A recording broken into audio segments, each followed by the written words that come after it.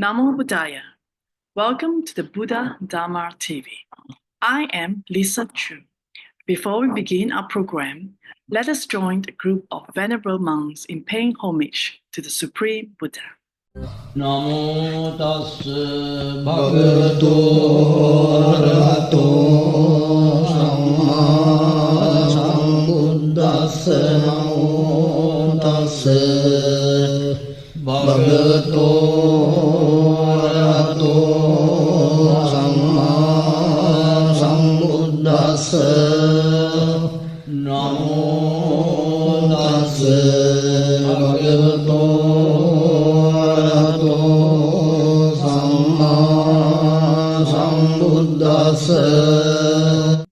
We are honored to present one of the most beloved sermons by the late most venerable Dr. K. Sri Dhammananda Naya Mahathero. Buddha Dharma TV is thrilled to re-telecast his highly acclaimed sermon, How to Live Without Fear. This is the second part of his sermon. Please join us for this inspiring message and experience its timeless wisdom.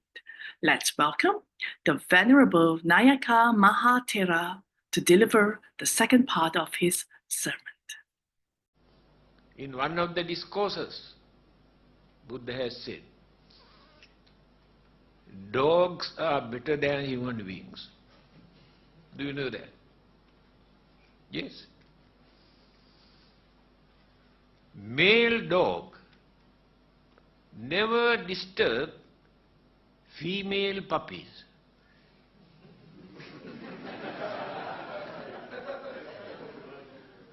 But this two-legged dog, own father, few months old girl, baby, molest.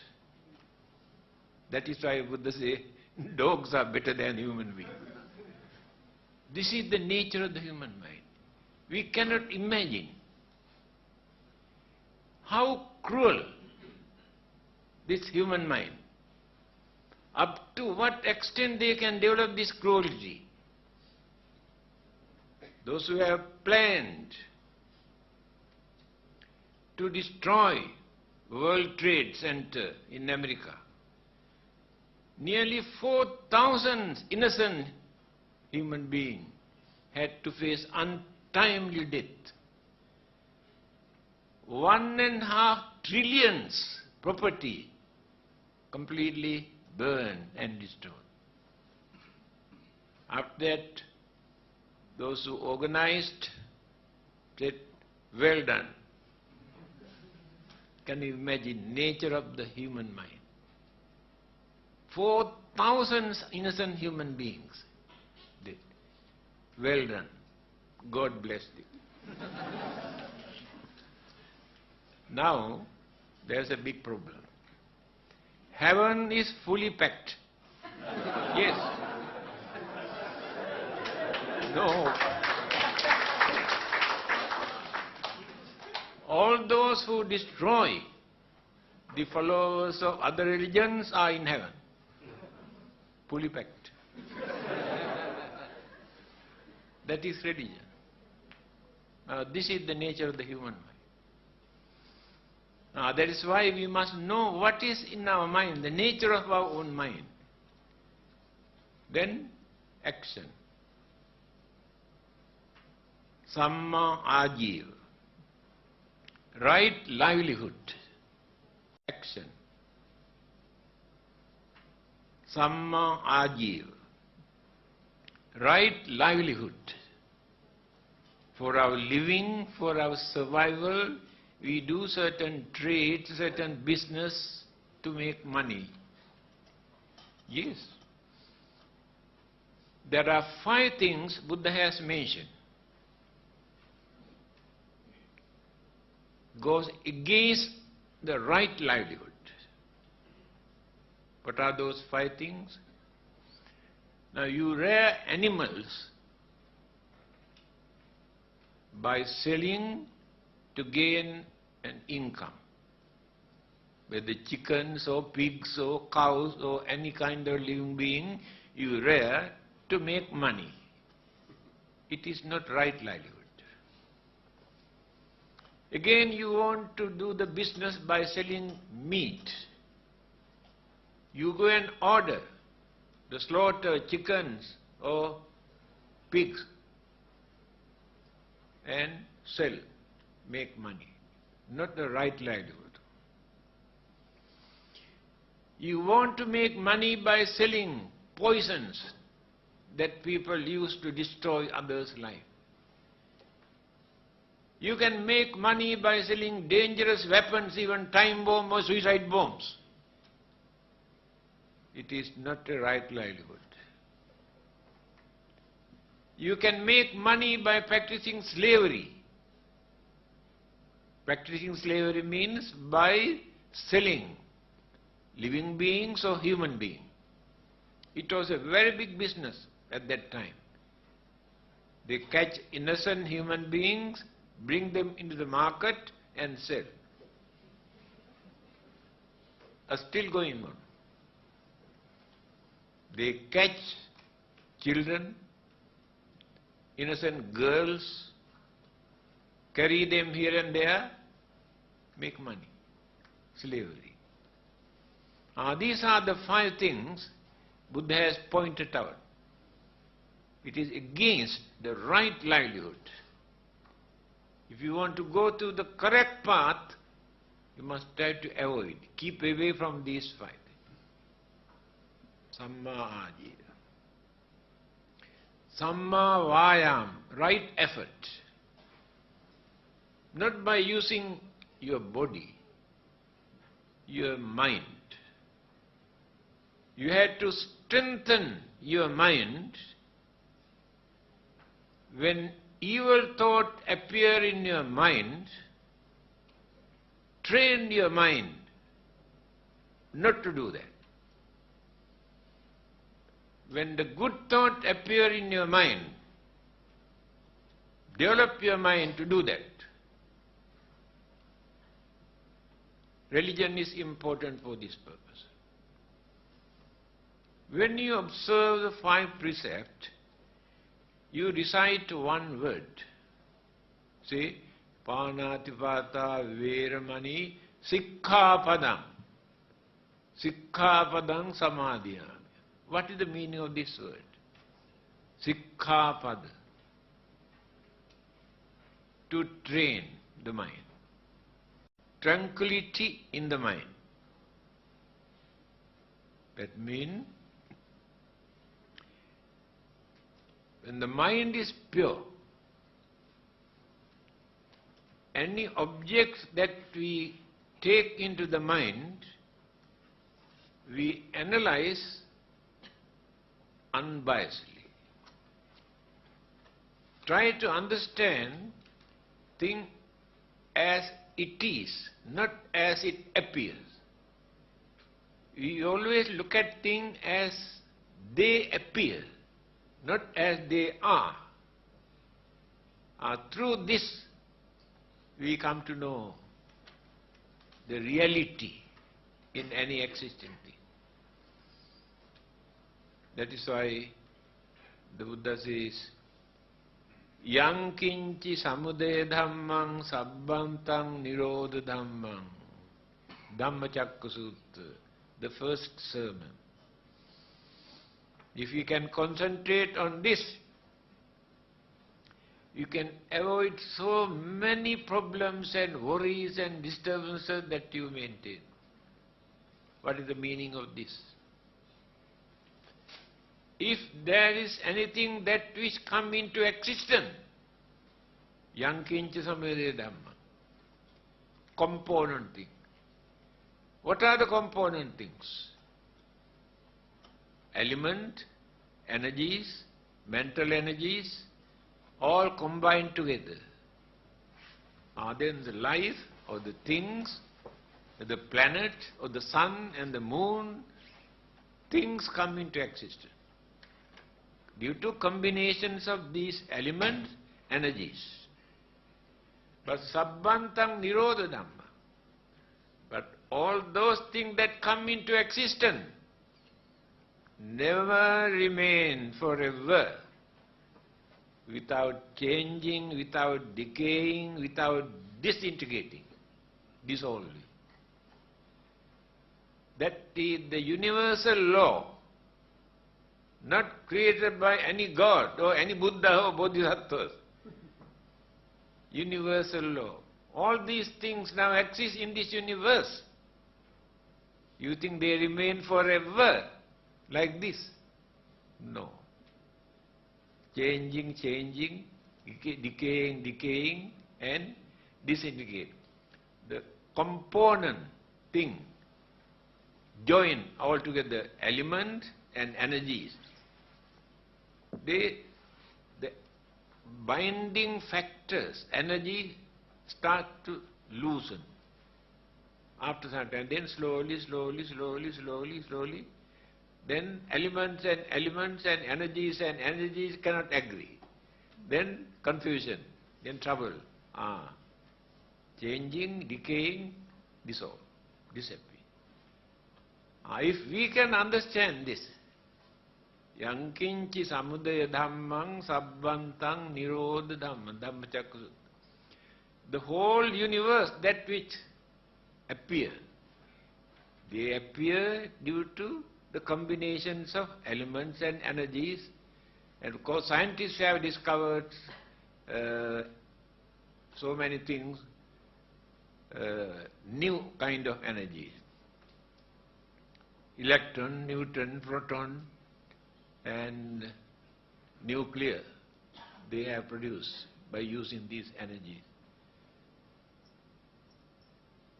Beside this, the Buddha has mentioned only 4 elements.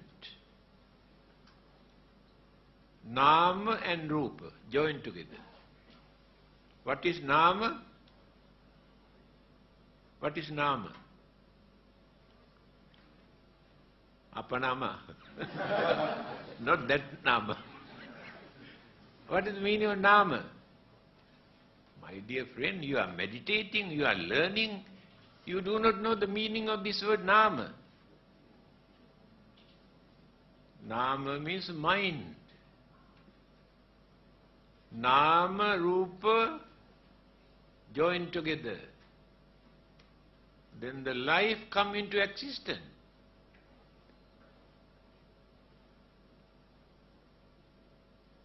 Rupa, what is Rupa? Anything that which is subjected to decay. Rupa. Through the influence of external energies. Rupa. Now this is Rupa. Combinations of elements, energies, but subjected to decay and dissolve, disintegrate, due to external forces and internal elements and energies. Heat, wind, water and internal elements. Slowly decay. Therefore it is called Rupa. Nama, Namang Namana Lakkanam. There is nothing here in this world, the Buddha says, that we can compare with the human mind. Nahang bhikkhave anyang eka dhammampi samunpassami yathaidang bhikkhave chittang. Chittang means mind. He said, I have never seen any other kind of energy in this universe that which runs so rapidly. Namang namanulakkana. Change. So this Nama and Rupa, mind and matter, that means elements and energies. Combined together, the whole universe exists. That concentration, that understanding appear in the mind, completed the journey. That is the mission introduced by the Buddha. That is the religious values in Buddhism. And this is the way how to practice Buddhism. So, as long as greed, hatred, ignorance, these three evil roots exist in our mind, we cannot live without fear, without worry. Greed creates fear and worry. Hatred creates fear and worry. Ignorance creates fear and worry. A Deva came and asked this question. Anto jata bahijata jata jatito pada. Here we have enormous problem, internal, external problems. We do not know how to overcome these problems. Ask the advice from the Buddha. The Buddha gave the answer. He said, Sile patittaya naro sapanyo chittang panyancha bhave. If anybody want to get rid of their troubles and problems and worries and disturbances, there are three things to do. First thing, sile patittaya. Try to uphold your principles, your precepts, your morals. By violating these things, whatever you gain, whatever you do, you never become, will be free from these problems. You must have some sort of principles. That is the first thing. Sile patittaya naro sapanyo. Chittang panyancha bhave. Chitta. Then you must know the nature of your mind. You must know how to train and tame and culture your mind. By keeping all the evil forces in our mind, we pretend, oh, nothing wrong with us. Then how can we find peace, happiness? How to avoid worries and fear?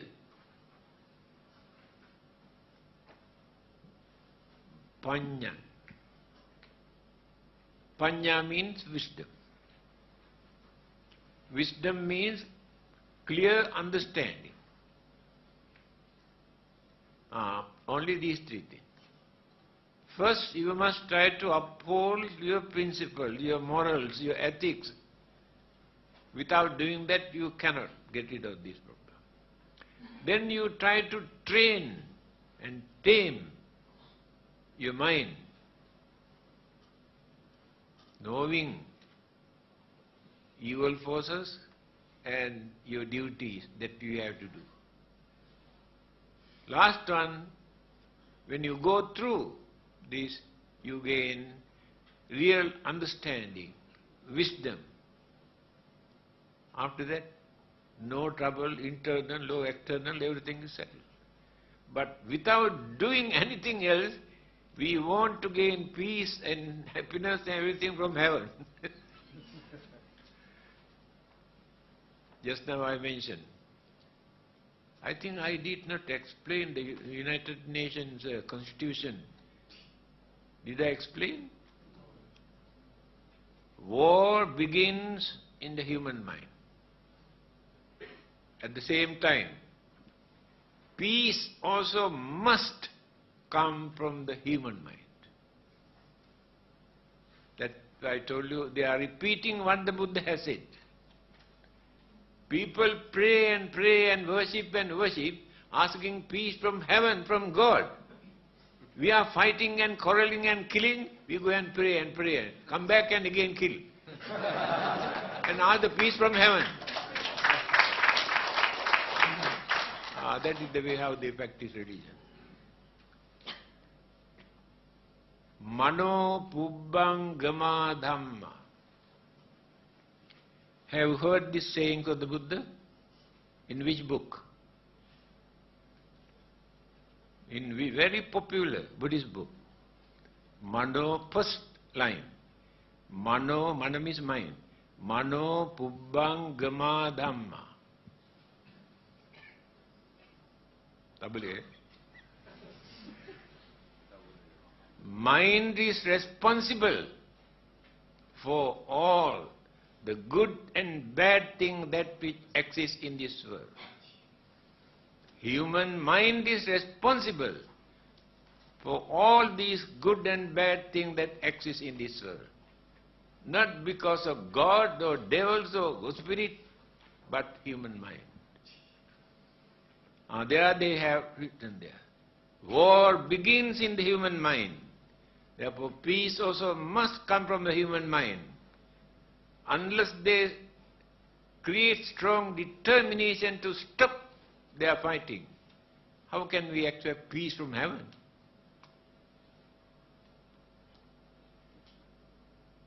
They are asking peace from heaven, asking from God. We are not against God. A few weeks ago, I was invited to attend the birthday of Archbishop, Catholic Archbishop. All the religious groups were there. After speaking few words, all of them say, God bless you. After speaking few words, I say, may the Buddhist God bless you. So one day, I met Bishop Pinay. Sometimes I joke with them, I say, God bless you. Then, where have you got God? I say, you do not know, we have Buddhist God. That is the Buddhist attitude towards God. Don't say we don't believe in God. Our concept on God is different. You must never say you don't believe in God. One day we were invited to attend the International Islamic Conference in Kuala Lumpur. As soon as we entered into the building, a group of people from another country, I think they had never seen a Buddhist monk in their life. Straight away, come and ask, do you believe in God? I said, why not?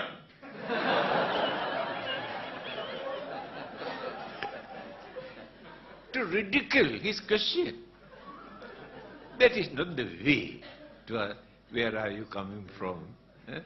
What is your religion? We are very glad to see you that you are here. And by the way, may I know what is your concept on God? That is the cultured man's way of talking. So straight away come in and do you believe in God? I said, why not? Finish.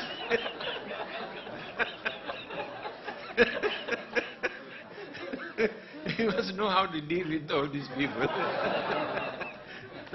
What is the time now? It started at 8:30, isn't it? Why not we give time for them to ask questions? Thank you, Chief Reverend, for a very enjoyable and, I'm sure, beneficial talk. I now open to the floor for questions. For the benefit of those sitting at the back, can you please relay your question through the mic? There are 3 mics provided on the floor. As time is limited, we have roughly about 20 minutes left. Can I have the first question now?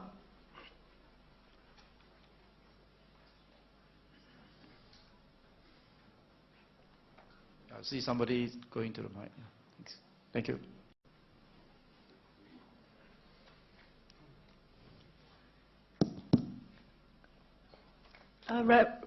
Venerable, actually I have, I think, questions which I always encounter with the non-Buddhists. You see, even though they claim that they are religious, but they believe in superstition, like being charmed and that, that kind of stuff. So how do we explain to them? Do you know, every day I am facing this problem. How many people approach? Sometimes very old ladies, sometimes 80 years old ladies also come and I think someone has charm for me. I say, ask for what purpose? This belief I have seen very, very deeply rooted in this part of the world, Malaysia. Because there are three groups: Malays, Indians and Chinese. Malays learn from Chinese, Chinese learn from Malays, Malays learn from Indians. So many superstitious beliefs. So it is very difficult for us to take out this from mind. And sometimes people come with sour face and crying and worrying. Reverend, I have one big problem. Then I say, you are very fortunate. You have only one problem. We have so many problems. Then he start to laugh. Then I can go on talking. So when he goes out with smiling face, he goes out. You must know how to talk according to their knowledge, education, understanding capacity. To some people, whatever we talk, no effect. Then what we do? All right, don't worry. We give something. You better keep this with you. This will protect you. Nothing will happen to you. Ah, very happy. That is the technique, you know. Simply by talking, we cannot. Now, if immune system in our body, any amount of medicine what we take, no effect. Exactly like that.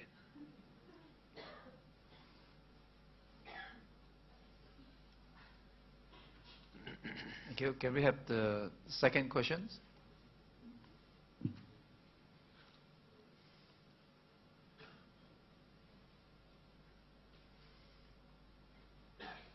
I'm sure everyone here, a lot of worries and fear. I have a lot. After listening to the talk.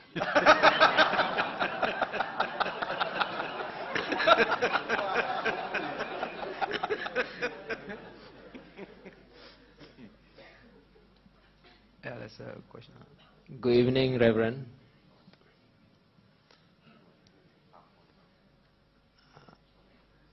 I have one question. I cannot see the person who. Where? Oh, light, no wonder. Oh, I must see the face. Okay. Now okay. right. If our relative is mentally ill because of worries, how do we help them to overcome the problem? Thank you. Why only your relatives? What about others?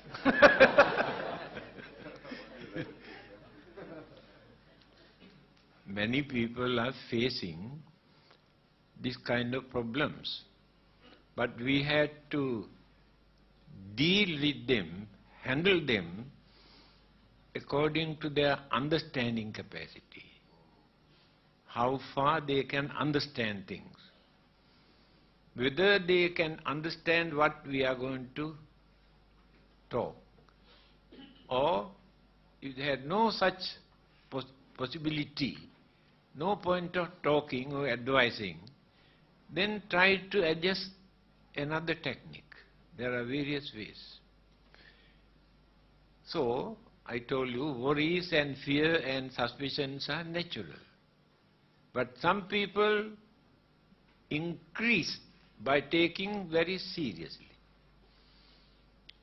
One incident, some people take so seriously into their mind, and worry and get angry. And all the others never take seriously, just neglect. They have no worries, no fears. So it depends how we take things into our mind. That's what we have to develop our understanding. So, we cannot control. The Buddha could not control some of his own disciples who were staying with him. Devadatta, very cruel, very wicked, very jealous disciple related to the Buddha. Throughout his life, all the advices given by the Buddha, he did not accept.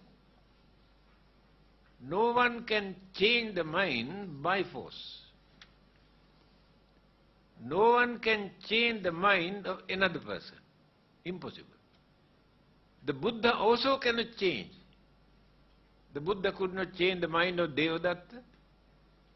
He could not change the mind of Channa, another disciple, very stubborn. When the Buddha was about to pass away, Ananda came and asked the Buddha. Channa became a very arrogant and very stubborn disciple of the Buddha.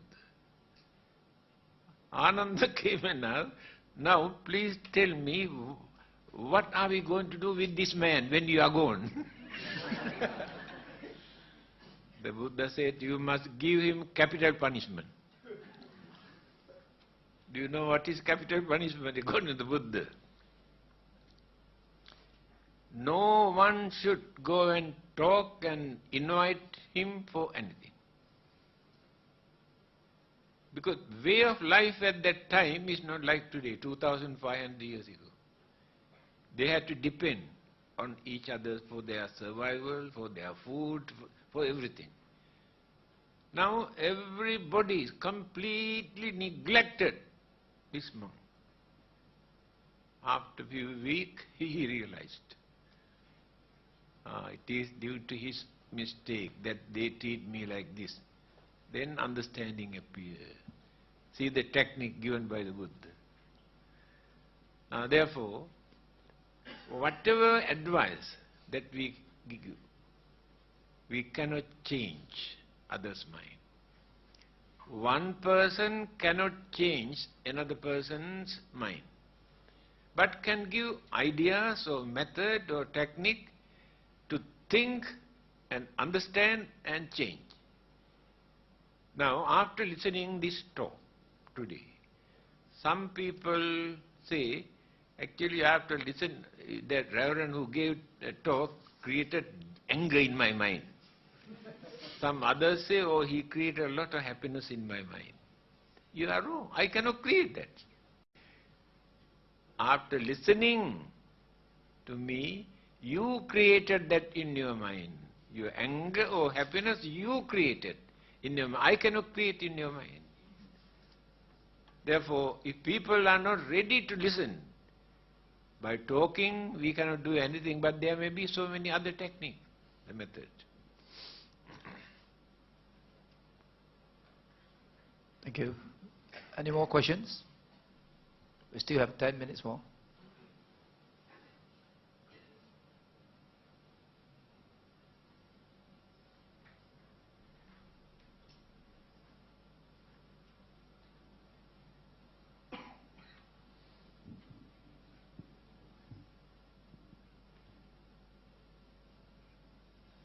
Final call.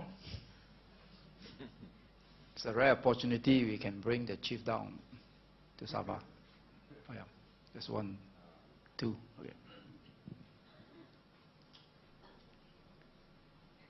Venerable Sir, I was working as a nurse some time ago, and I was working in intensive care unit. What I would like to ask is, when the person was, the patient was on a ventilator, and when the patient is very ill and going to pass away, when the vital signs is dropping and so on, even though he is on medication support and ventilator support, when the doctor finds that or decide that the patient is not going to make it, when he orders to reduce the medication, that means the medication for the heart support, by me doing that, say reducing the medication and all that, do I contribute some kind of bad karma or anything? Can you please comment on that? Thank you. It is a good question. Many people ask. Now, some people maintain the life by putting tube here, tube here, tube here, tube here. So when you remove these things, that person can survive, die instantly. Whether it is by doing that, do they create any bad karma, knowing that he died when they remove these things? Another thing, that recently they practice in Australia, euthanasia. The patient go and request the doctor to take away his life. He requests. They have done. But after that they realize this is very dangerous. Human mind is such, they can misuse. Anything in this world they can misuse. Therefore they have withdrawn this one. Karma we create not by action. Action alone cannot create karma. Chetanahang bhikkhave kammang vadami. Our chetana. Chetana means intention. We must do things intentionally. Either kindness, compassion, sympathy, or cruelty, wicked, and what you call dangerous, harmful thing. If these things are working in the mind to do this, then it will become either good karma or bad karma. You may do lot of things that which create karma, but they are neither good karma nor bad karma, neutral. Because you did not create that idea in your mind that you want to do that. But action, when you're driving your motor car, how many kills, cats and dogs and some others you may kill. But you never create any bad karma, because you never think that you want to kill them while driving. Therefore you are completely free. But here, person who is going to die, by force we hold on this by putting all sort of tube. When everybody comes to know that this person cannot survive, then they request, why not we remove this thing and to have the end of it. They do not create any idea in their mind that they want to kill this person.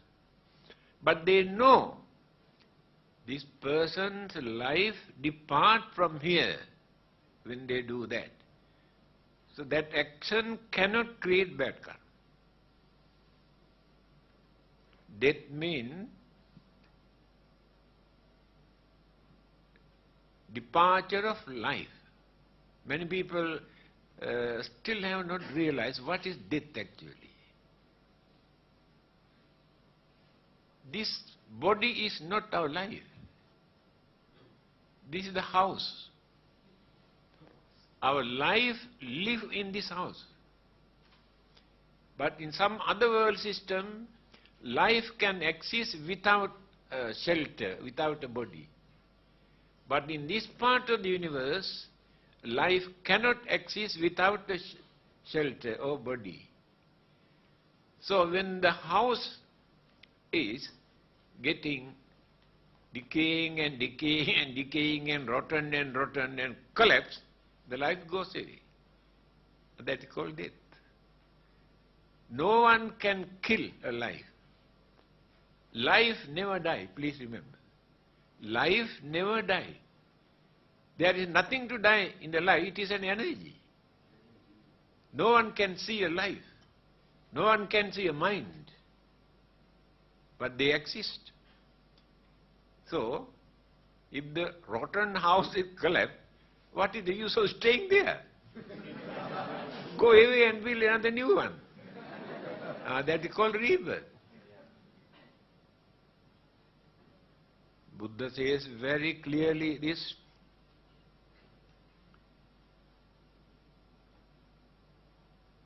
Viññānaṁ mātuguchismiṁ okkamati. That departed consciousness with avidya, trishna, karma, upadana, bhava, with these 5 mental ingredients in the mind. That is life. Other religionists use another word, soul, because they could not understand the real meaning of consciousness. We can explain what is consciousness, what are the ingredients, what are the energies in the consciousness. But this English word cannot give real meaning of the word used by the Buddha, Viññāna. In Pali, Sanskrit language, there are 42 words to explain the nature of the mind. In English language, consciousness, unconscious, semi-conscious, that's all. Therefore, we cannot get the real meaning of the word used by the Buddha, Viññāna. That Viññāna depart from here, life is there. Therefore, life never dies. So why do we worry when it is rotten? Better to kick it out and go and build another new house. By force we are holding it, keeping for nothing, to suffer more. Many people cannot understand. Whole day and night suffering, physically and mentally. Still they want to live. For what purpose? I really cannot understand. When your passport is expired, my dear friend, you have to renew the passport.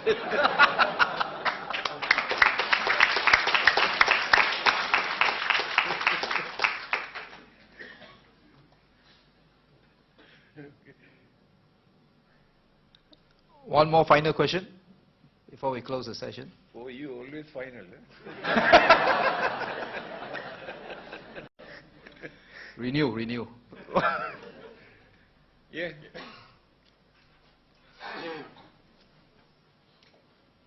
Venerable, I want to ask a question on diet, that is a vegetarian diet. How important is it for our behavior? Because I was told if you eat meat, you'll be fierce as a tiger.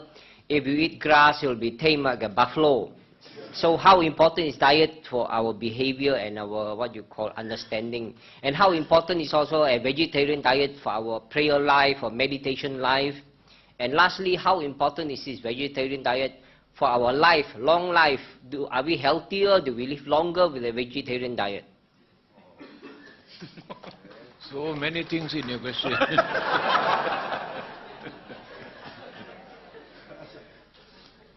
Do you know Devadatta, who tried to kill the Buddha, was a vegetarian?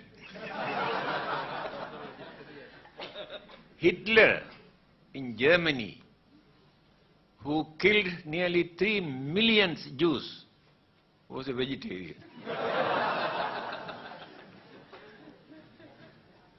The Buddha and Jesus, both of them have made one statement. I mentioned this in one of my publications.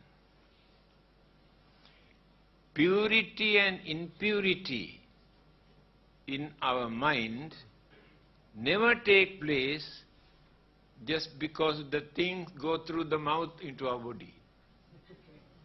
But the thing come out from our mouth create all these things.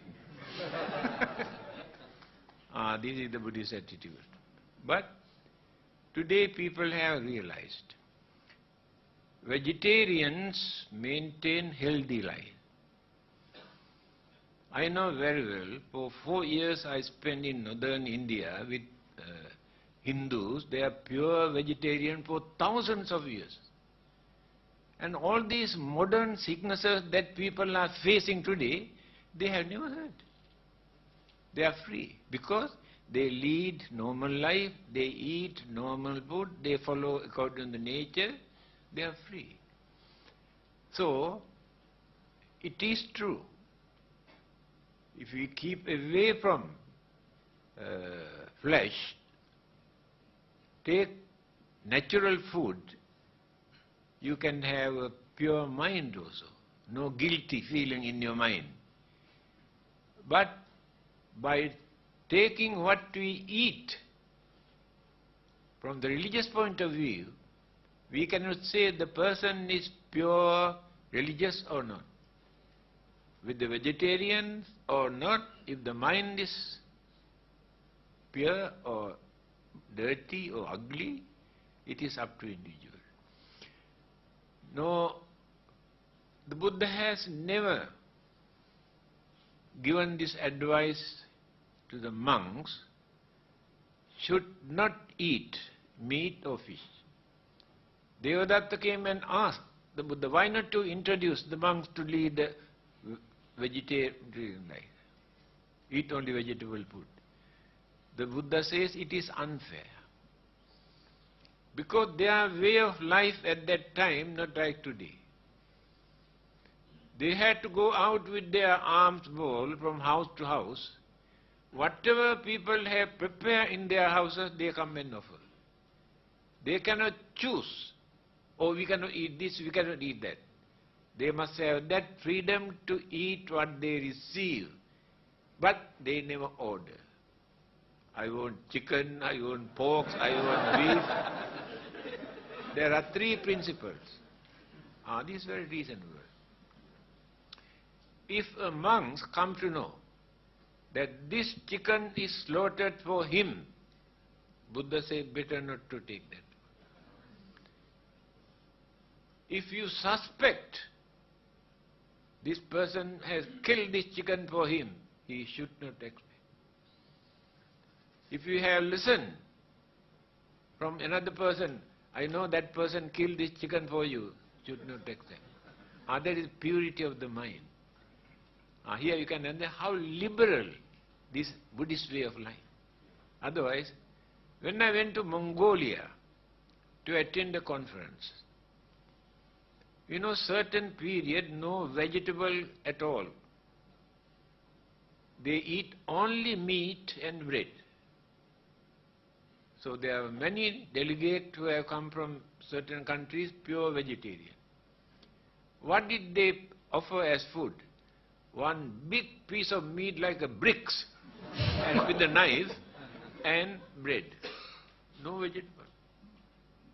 All those vegetarians had to suffer. Now we can understand why Buddha did not introduce such law that you should not eat. Supposing those who live only eating fish, what do you call them? No, not fishermen. Only fish. The name I forgot. What do you call them? There's nothing else, only fish they eat. They survive only by eating fish. What do you call them? Eskimo. If Eskimo become vegetarian, can they practice Buddhism? That is why Buddha did not introduce that kind of. But it is up to individual. If you think it is nice and this and you, okay, go ahead, no problem. But don't force others not to eat.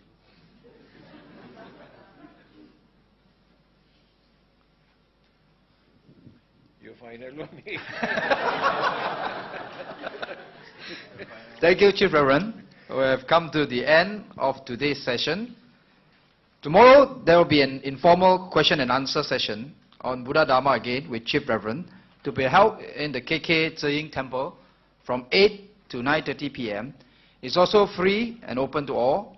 Those of you who still have questions to ask on tonight's lecture, or maybe in the dreams tonight, may do so at tomorrow's Q&A session. So once again, on behalf of everyone here, thank you very much, Chief Reverend, for sharing with us this very beneficial lecture. I'm sure all of us now know that we cannot live without fear and worries. But we have all learned how to lessen our fears and worries after hearing Chief Reverend's lecture.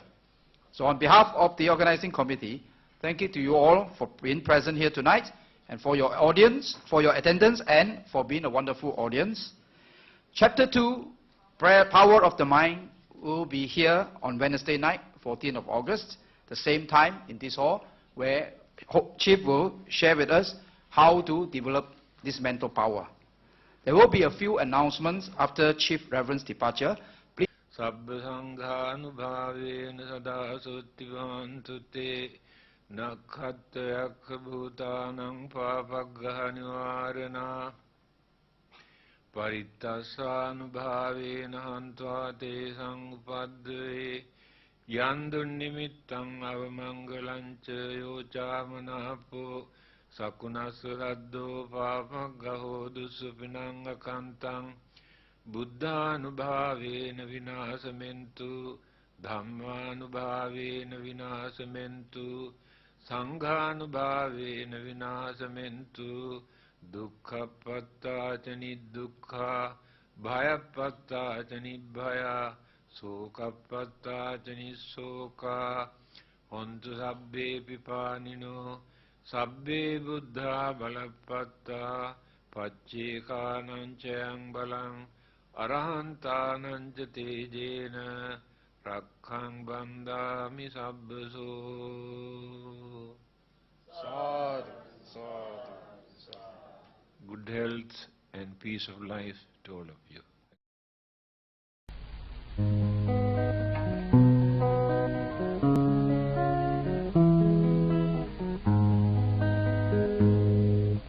Gently teach the little children how to walk the Buddha's way.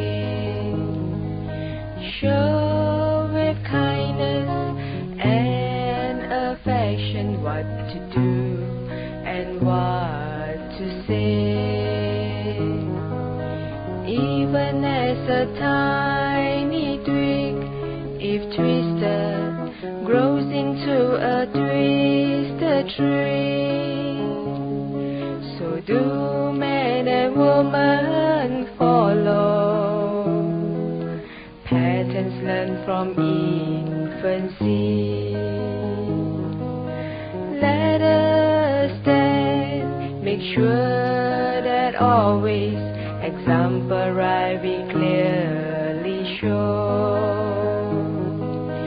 so that of use life may never down the path of evil go. Teach the young the path to follow, show them in their days of youth, and when old and never waver from Lord Buddha's path of truth.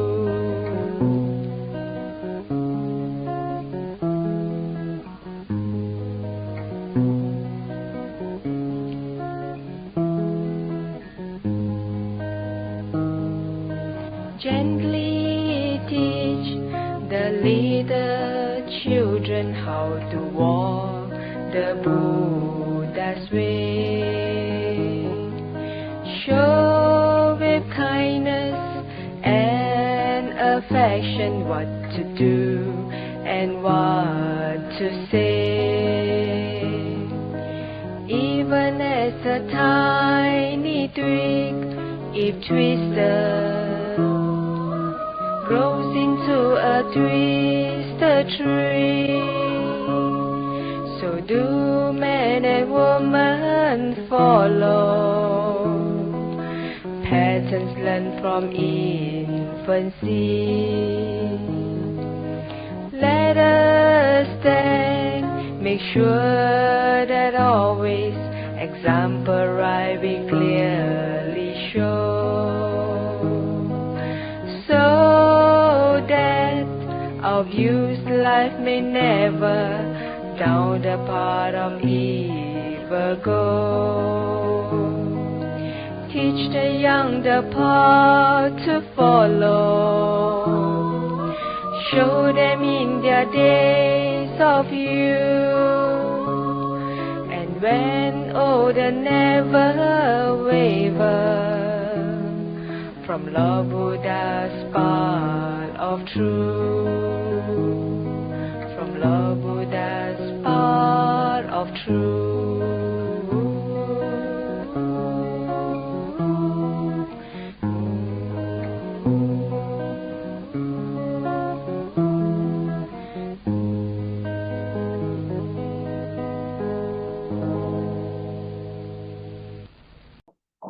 We have already given a brief introduction to the Jataka stories, which are recollections of some of Buddha's previous lives when he was known as a Bodhisattva.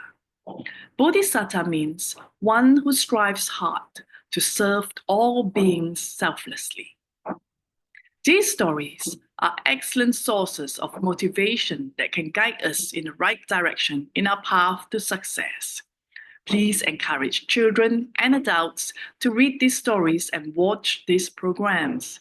They will surely guide them towards success. Now, here is Lita Jataka's story.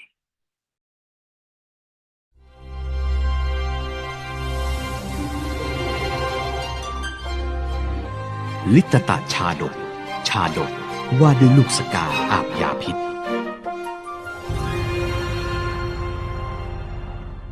ครั้งเมื่อพุทธศาสนาเบ่งบานชาวพุทธศาสนิกชนทั้งยากดีมีจนต่างแห่แหนกันนำภิกษามาถวายแด่พระภิกษุสงฆ์เพื่อหวังให้ผลบุญจากการถวายนี้ส่งผลให้เขาได้ดีมีความสุขปลอดจากสิ่งเลวร้ายต่างๆเหล่าภิกษุสงฆ์เมื่อรับภิกษาต่างๆจากผู้ที่นำมาถวายแล้วก่อนจะนำมาบริโภคใช้สอยก็จะต้องมีการพิจารณาว่าจีวรที่ได้ใส่เพียงเพื่อไว้กันร้อนกันยุงเหลือบหรือไรอาหารก็ฉันเพื่อให้อยู่รอดผู้ไม่ได้พิจารณาปัจจัยสี่แล้วบริโภคโดยมากจะไม่พ้นจากนรกและกำเนิดสัตว์เดรัจฉานแต่มีภิกษุสงฆ์กลุ่มหนึ่งเมื่อได้รับภิกษาแล้วจะนำมาบริโภคทันทีไม่ได้พิจารณาจีวรนี้เพิ่งได้มาใหม่เนื้องามนักเวลาใส่ก็เย็นสบายดูสิท่านจีวรผืนนี้ก็เหมือนกันท่านเศรษฐีนำมาถวายเห็นว่ามาจากต่างเมืองนู่นใส่แล้วสบายยิ่งนักสีก็สวยสดครั้นเวลาฉันก็เช่นกันภิกษุกลุ่มนี้จะเลือกฉันเฉพาะอาหารที่ชื่นชอบเลือกลิ้มรสเฉพาะรสชาติที่ถูกปากมิได้พิจารณาว่าฉันเพียงเพื่อให้อยู่รอดอาหารบ้านเศรษฐีนี่รสดีเหมือนเดิมทานทีไรก็อร่อยยิ่งแกงเผ็ดนี่รสชาติดีอย่าบอกใครใช่ไม่เหมือนอาหารของชาวบ้านอื่นๆน่ะมีแต่ผักขมๆทานแล้วก็สากลิ้นความประพฤติของกลุ่มภิกษุสงฆ์กลุ่มนี้เป็นที่เบื่อระอาของภิกษุสงฆ์รูปอื่นๆภิกษุกลุ่มนี้นี่ช่างไม่สำรวมเสียเลยบริโภคปัจจัยที่มิได้พิจารณาเช่นนี้ก็ไม่ต่างอะไรกับปุถุชนธรรมดาครั้นเมื่อเข้าธรรมสภาภิกษุอื่นๆก็หยิบยกเรื่องนี้มาพูดคุยพระศาสดาทรงทราบเหตุนั้นตรัสธรรมกถาแก่ภิกษุทั้งหลายโดยปริยายเป็นอันมากตรัสถึงโทษในการไม่พิจารณาปัจจัยแล้วใช้สอยดูก่อนภิกษุทั้งหลายธรรมดาภิกษุได้รับปัจจัยสี่แล้วไม่พิจารณาบริโภคไม่ควรเลยเพราะฉะนั้นจำเดิมแต่นี้พวกเธอต้องพิจารณาแล้วจึงค่อยบริโภคอันหนึ่งภิกษุในธรรมวินัยนี้พิจารณาโดยแยบขายแล้วจึงใช้สอยจีวรเพื่อต้องการปกปิดอวัยวะที่น่าละอายการพิจารณาปัจจัยสี่อย่างนี้แล้วบริโภคย่อมสมควรขึ้นชื่อว่าการไม่พิจารณาแล้วบริโภคเป็นเช่นกับบริโภคยาพิษที่ร้ายแรงยิ่งใหญ่ด้วยว่าคนในครั้งก่อนไม่พิจารณาไม่รู้โทษบริโภคยาพิษผลที่สุดต้องเสวยทุกข์ใหญ่หลวงแล้วพระองค์ก็ทรงนำเอาเรื่องในอดีตมาสาธบดังต่อไปนี้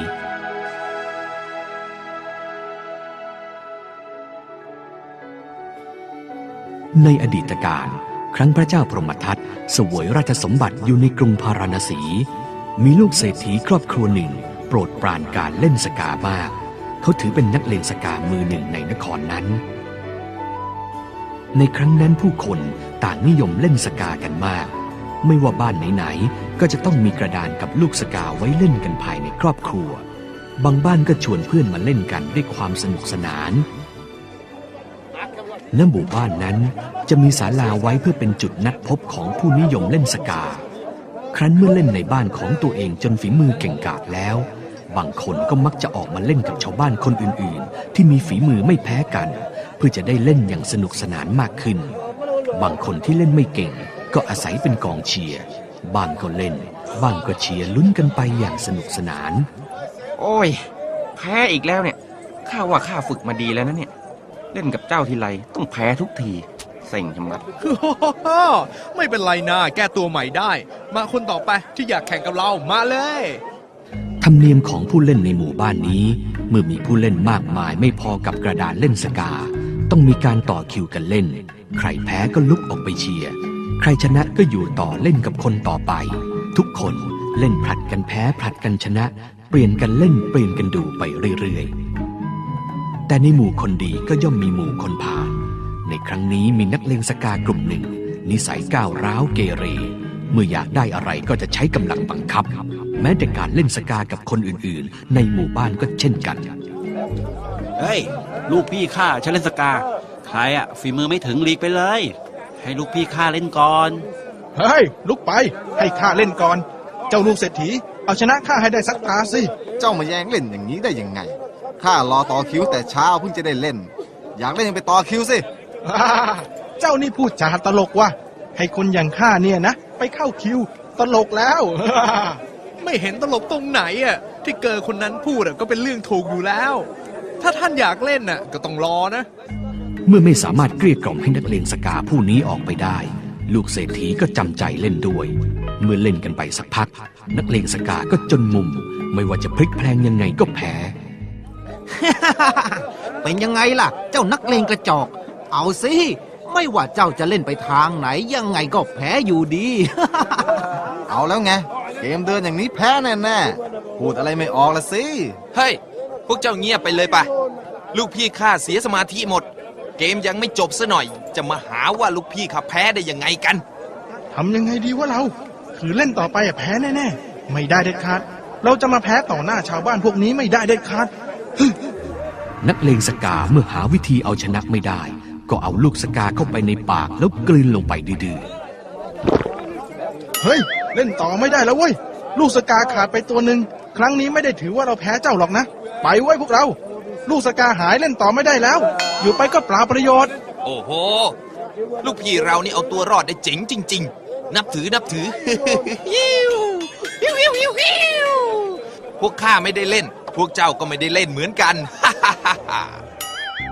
เมื่อนักเลงสกากลืนลูกสกาเข้าไปชาวบ้านที่เหลือก็ขาดลูกสกาเล่นต่อไม่ได้ทุกคนจึงหมดสนุกต่างแยกย้ายกันกลับบ้านวันรุ่งขึ้นลูกเศรษฐีและชาวบ้านคนอื่นๆก็มารวมกลุ่มกันณศาลาที่ใช้เล่นสกากันเช่นเคยพวกเขาประชุมกันถึงวิธีจัดการกับนักเลงสกาที่มาก่อกวนเจ้านักเลงพวกนั้นก็เป็นอย่างนี้ทุกทีทำท่าว่าจะแพ้เมื่อไรเป็นต้องพานทำลายข้าวของอย่างนั้นอย่างนี้ทำให้พวกเราเล่นต่อไม่ได้กันสักทีเฮ้ยเจ็บใจจริงๆนั่นนะสิแต่ขันจะไม่ให้เล่นก็เกรงว่าพวกลูกสมุนมันจะเข้ามาทำร้ายเอาอย่างนี้ไหมพวกเราหากเมื่อใดที่เจ้านักเลงนั้นมาอีกพวกเราก็ปล่อยให้มันเล่นชนะไปเมื่อชนะแล้วพวกมันคงพอใจแล้วก็กลับกันไปเองแล้วจากนั้นพวกเราก็คอยเล่นกันเหมือนเดิมเมื่อวางแผนกันเป็นที่เรียบร้อยเมื่อกลุ่มนักเลงสกาเดินเข้ามาในศาลาจากที่เคยทำท่าทางรังเกียจครั้งนี้ต่างกวักมือเรียกให้มันเล่นกันด้วยความยินดี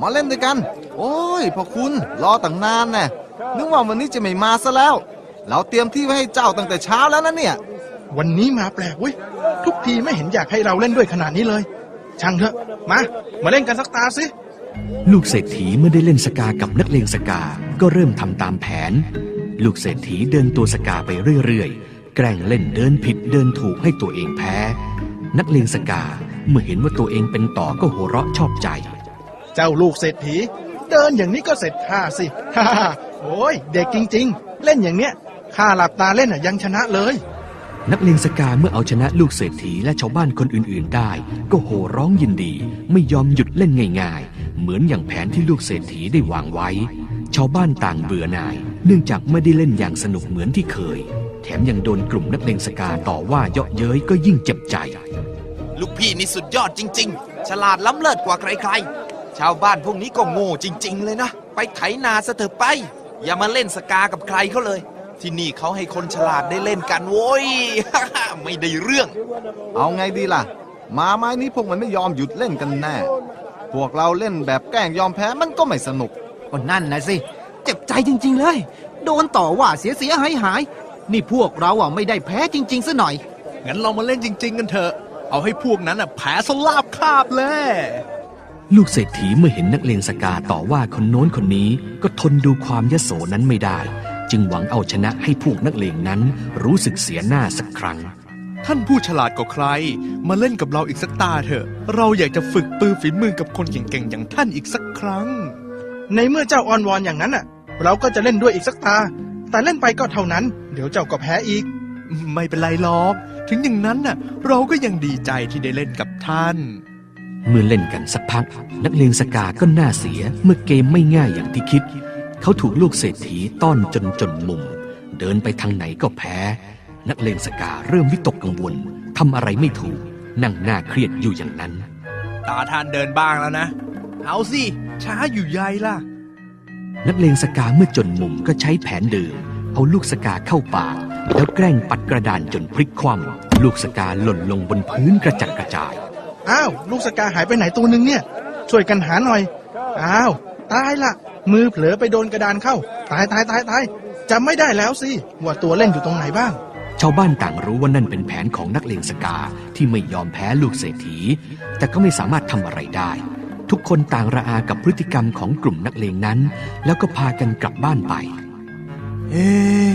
เราจะหาวิธีอะไรมาสั่งสอนเจ้านักเลงนี่ดีนะแกล้งแพ้พวกมันก็ได้ใจกันยกใหญ่จะเล่นให้ชนะมันก็ต้องแกล้งเกินลูกสกาทำให้พวกเราเล่นกันต่อไม่ได้ทุกทีจริงสินะอยากเกินลูกสกาดีนะก็ใช้แผนนี้แหละลูกเศรษฐีเอาลูกสกาทั้งหมดที่ใช้เล่นกันในหมู่บ้านมาชุบยาพิษอย่างแรงจากนั้นก็นำไปตากแดดแล้วก็นำมาชุบใหม่แล้วก็เอาตากแดดทำอย่างนี้ซ้ำไปซ้ำมาหลายครั้งจนลูกสกานั้นมีพิษร้ายแรงเคลือบอยู่หนาตึงเมื่อเตรียมลูกสกาอาบยาพิษไว้เรียบร้อยลูกเศรษฐีก็ไปยังศาลาที่ใช้เล่นสกาดังเดิมเขานัดแนะแผนการนี้กับกลุ่มเพื่อนชาวบ้านที่เล่นสกาด้วยกันเราได้ชุบยาพิษนี้ไว้ที่ลูกสกาแล้วหากเจ้านักเลงนั่นเอาลูกสกาเข้าปากอีกเป็นต้องโดนพิษเจ็บปวดครวญครั้งแน่คราวนี้คงจะกำลาบพวกมันได้สักทีเหตุการณ์ทั้งหมดเป็นไปตามแผนนักเลงสกาเข้ามาก่อกวนและเล่นสกาดังเช่นเคยครั้งนี้มันก็ถูกต้อนให้จนมุม ดูสิว่าคราวนี้เจ้าจะแกล้งเอาลูกสกาใส่ปากอีกหรือเปล่าบุรุษกลืนลูกสกาอันเคลือบด้วยยาพิษอย่างแรงยังไม่รู้ตัวดูก่อนเจ้าคนร้ายเจ้านักเลงชั่วต้องกลืนเข้าไปเถิดภายหลังผลร้ายจะมีแก่เจ้า นักเลงสกาเมื่อเห็นว่าตนจะต้องแพ้แล้วแน่ๆก็ทำตามแผนเดิมหยิบลูกสกาใส่ปากแต่คราวนี้เป็นลูกสกาที่อาบยาพิษไว้อย่างร้ายแรงทันใดที่ลูกสกานั้นเข้าไปในปากเขาก็ถูกพิษนั้นแทรกซึมลงไปถึงกระเพาะรู้สึกปวดแสบปวดร้อนทรมานอย่างเป็นที่สุดโอ้ยปวดโอ้ยทรมานเหลือเกินลูกสกานั้นมีอะไรเคลือบอยู่ทำไมเราปวดอย่างนี้นะโอ้ยเอ้านี่ท่านกลืนลูกสกาเข้าไปหรือโถท่านไม่รู้หรือไงว่ามันมีพิษลูกสกาเขาเอาไว้เล่นท่านจะกลืนไปทำไมล่ะคราวนี้เจ้าคงจะเข็ดลาบแล้วสินนะขณะที่ลูกเศรษฐีกำลังพูดอยู่ด้วยกำลังของยาพิษเจ้านักเลงนั้นในตากลับคอตกล้มฟาดลงลูกเศรษฐีเห็นดังนั้นก็คิดว่าควรจะให้ชีวิตเป็นทานแม้แก่เขาจึงให้ยาสำรอกที่ปรุงด้วยโอสถจนสำรอกออกมาและให้กินเนยใสน้ำอ้อยจากนั้นนักเลงสกาก็ได้สติฟื้นขึ้นมาเมื่อนักเลงสกาฟื้นคืนได้สติก็สำนึกในความผิดลูกเศรษฐีสั่งสอนให้เขาเลิกทำกรรมชั่ว จากนั้นนักเลงสกาก็เลิกเป็นคนพาลกระทำบุญมีทานไปตามยถากรรม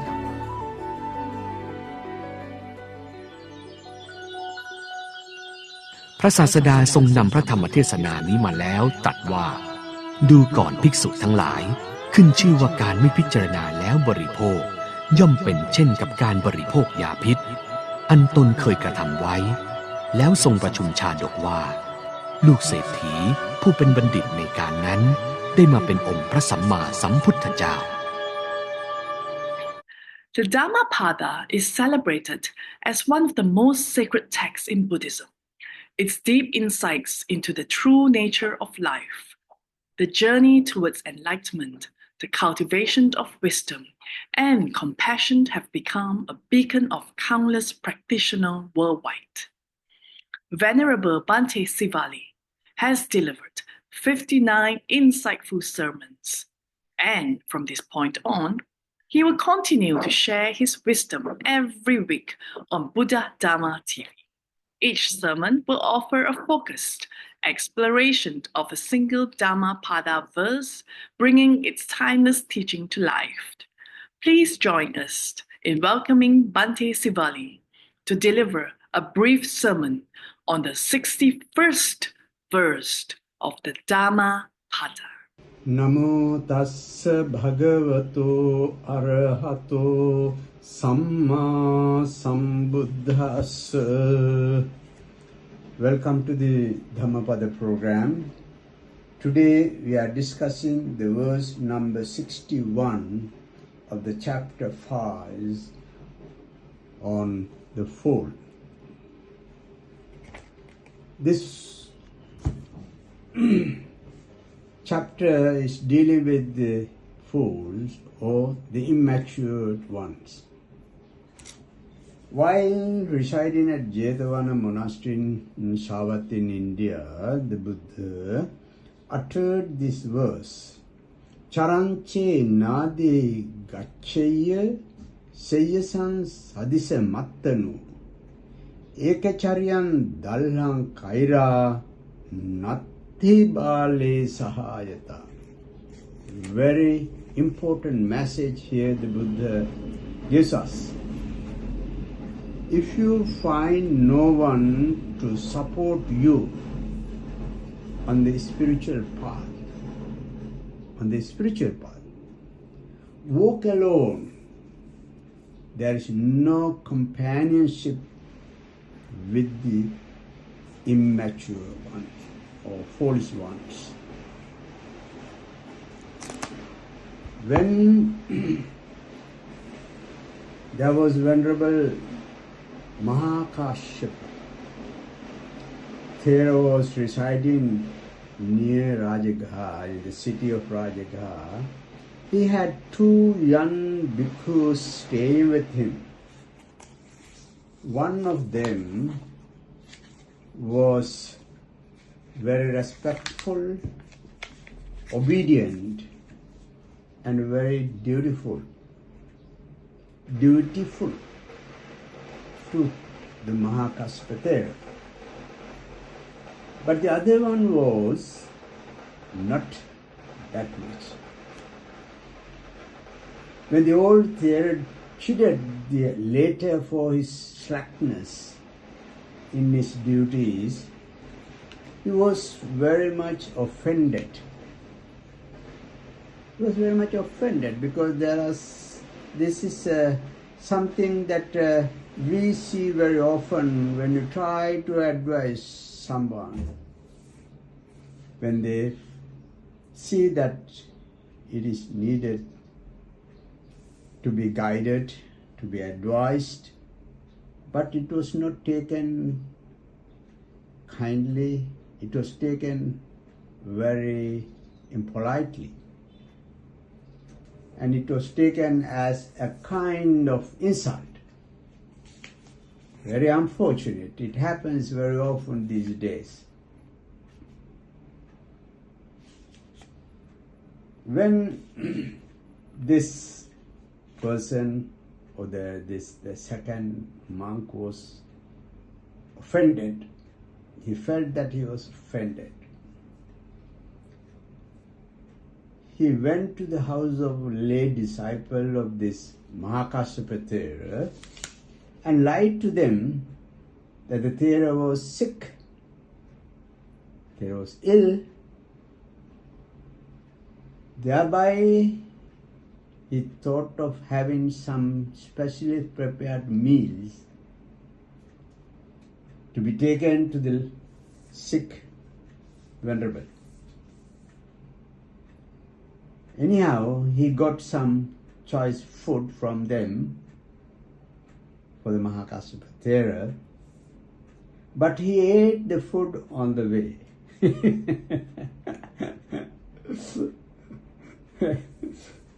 When admonished by the Mahakasyapa Thera for this, he was extremely angry. Mahakasyapa Thera advised it is not nice to do this kind of thing. But this Thera this monk was not very happy about it, and he became angry, extremely angry. The next day what he did, when the Mahakasyapa Thera was away from, on his arms round, the young foolish monk stayed behind,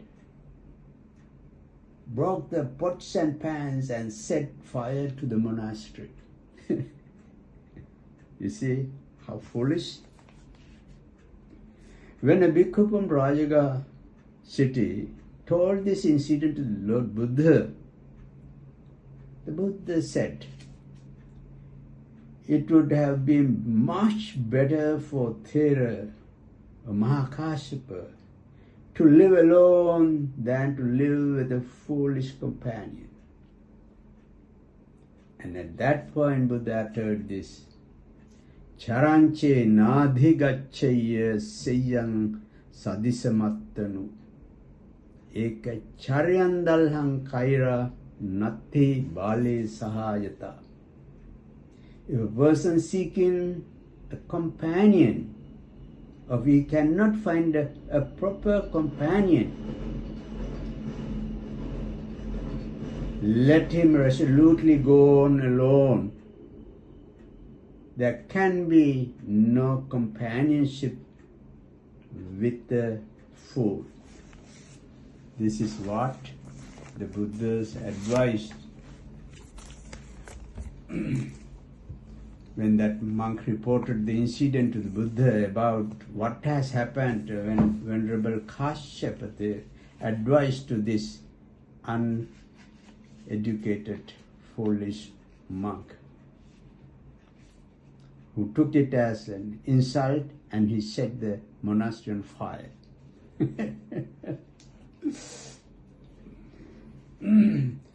Buddha was a very compassionate person, very compassionate. He's full of compassion.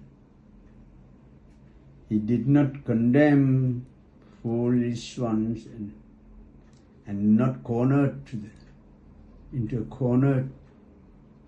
He was not cornered in the society. Out of compassion to work for their betterment, one may associate with the foolish, but not be contaminated by them. But they never condemn foolishness as a weakness, or never isolated foolish ones.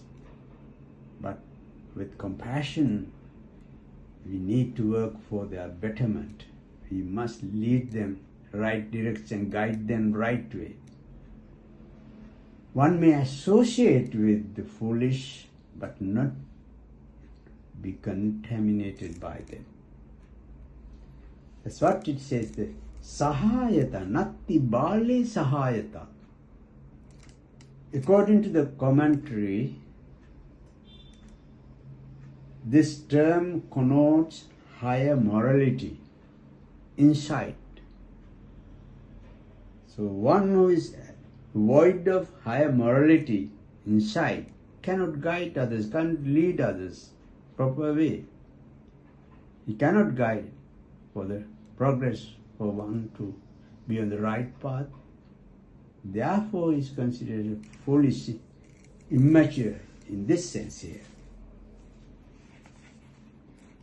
Sahayata means, according to the commentary, this term connotes higher morality, insight,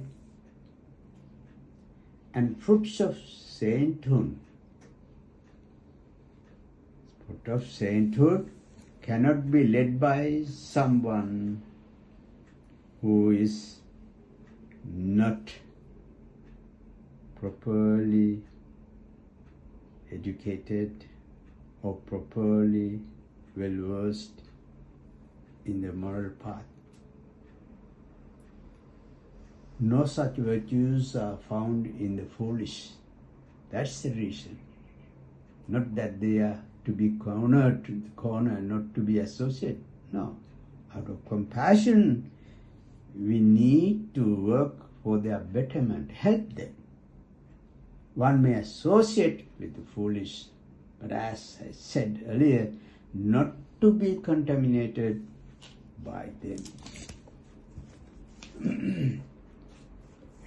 Everything, a progress of one, depends on whom he or she associates with. If you associate with the foolish ones, immature ones, you will not see any progress. You will be misled, and you will be in danger, and you will repent and regret later on. But if you associate with a good one, decent one, educated one, who are able to guide you, who are able to direct you, who are able to advise you to be a better person, to be a noble person, and those are the people we call wise, who are well-versed, who are well-versed in the moral life, who are very well informed of the path of the moral life, a decent life, and those are the people to be associated with. If you associate with those kind of people, you will be happy here and hereafter. If you are a young kid, if you mix up with the nice, decent people, your future will be good. Even the elder ones, even at the right part of your life, if you mix up with the immature, foolish ones who are unable to guide you, direct you in the right path, a proper spiritual path, you will later regret.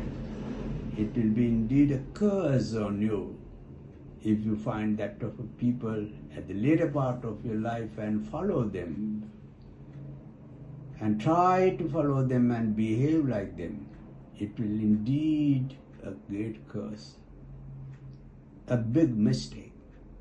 Therefore, the Buddha's advice was, if anyone who is unable to guide you, direct you in the right path, a proper path, a decent path, noble path, a moral path,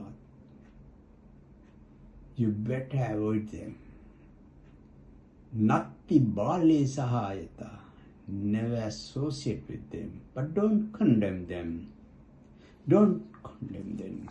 Be compassionate to them. Be helpful to them. And then you may associate with this. You may associate with them, but not be contaminated by them. Instead, you try to show the right path, right way, guide them properly, so that he will be happy, he will benefit from your knowledge, your good conduct.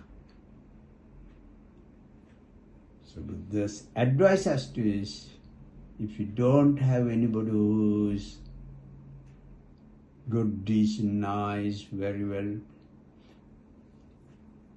versed polite and who is able to guide you, direct you in right direction, his spiritual path, associate with them.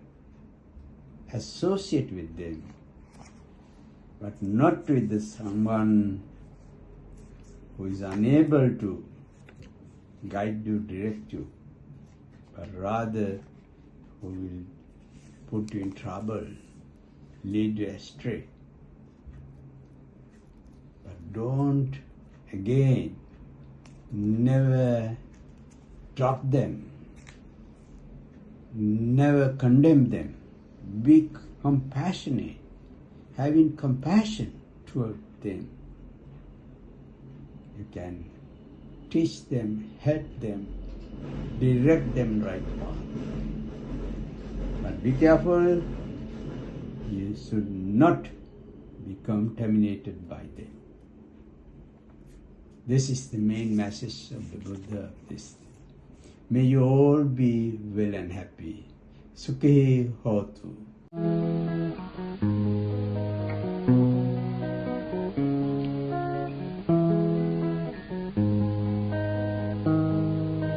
Gently teach the little children how to walk the Buddha's way. Show with kindness and affection what to do and what to say. Even as a tiny twig, if twisted, grows into a twisted tree, so do man and woman follow patterns learned from infancy. Let us then make sure that always example right we clearly show, so that our views life may never down the path of evil go. Teach the young the path to follow. Show them in their days of youth, and when older never waver from Lord Buddha's path of truth, from Lord Buddha's path of truth.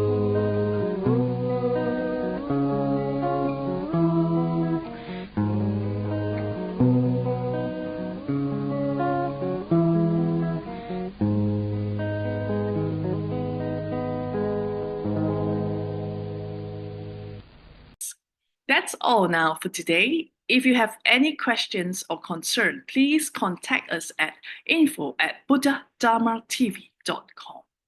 We work hard to share the noble, peaceful, and sublime teachings of the Buddha with you, helping you pursue the spiritual path under his wisdom.